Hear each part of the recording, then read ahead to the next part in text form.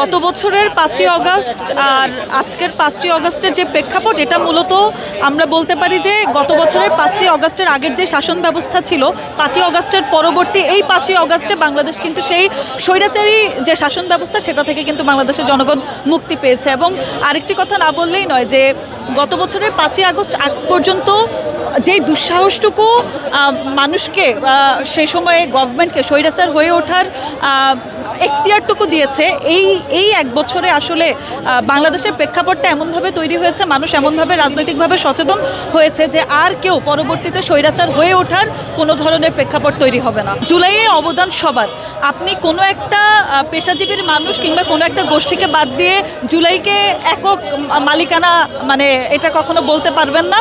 তো জুলাইয়ে সবার অবদান রয়েছে। যেই প্রেক্ষাপটগুলো আপনি বলছিলেন যে বর্তমানে দেখছেন অনেকে জুলাই নিজেদের একক দাবি করছে, আমরা আশা করি যে প্রত্যেকে দেশের স্বার্থে, রাজনৈতিক স্বার্থের ঊর্ধ্বে গিয়ে দেশের মানুষের জন্য, দেশের কল্যাণে সেই জায়গাগুলো থেকে সরে আসবে এবং দেশের কল্যাণে একসাথে কাজ করবে। আমার ব্যক্তিগত মতামত হচ্ছে যে জুলাই ঘোষণাপত্র পুরোপুরি আপনার জনগণের পক্ষ থেকে হতে হয়, জনগণের আকাঙ্ক্ষার প্রতিফলন থাকতে হয়। কিন্তু সরকার যেহেতু এই বিষয়ে জনগণের সাথে কোনো আলোচনা করেনি, জনগণের সাথে ক্যাম্পেইন করেনি, ফলে এটিকে আমরা আসলে জুলাই ঘোষণাপত্র বলতে পারি কিনা এই বিষয়ে সন্দেহ থেকে যায়। এটিকে হয়তো আমরা জুলাইয়ের একটি স্বীকৃতি বলতে পারি, জুলাইয়ের সর্বশ্রেণীর সকল মানুষ অংশগ্রহণ করেছে সেই স্বীকৃতিটুকু আমরা বলতে পারি। কিন্তু যেহেতু এখানে জনসাধারণের সরাসরি কোনো মন্তব্য গ্রহণ করা হয়নি, ফলে এটিকে জুলাই ঘোষণাপত্র বলা যায় কিনা সে বিষয়ে সন্দেহ থেকে যায়।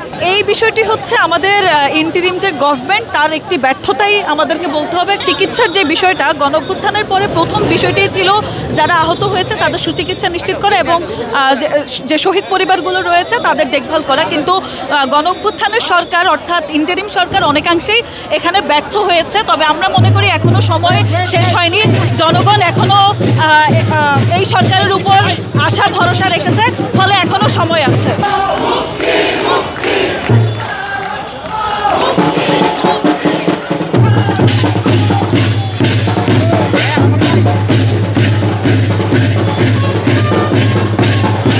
গণতান্ত্রিক ছাত্র সংসদের ভিক্টোরি মার্চ আপনারা দেখতে পাচ্ছেন, মানিক মিয়া এভিনিউতে যাচ্ছে।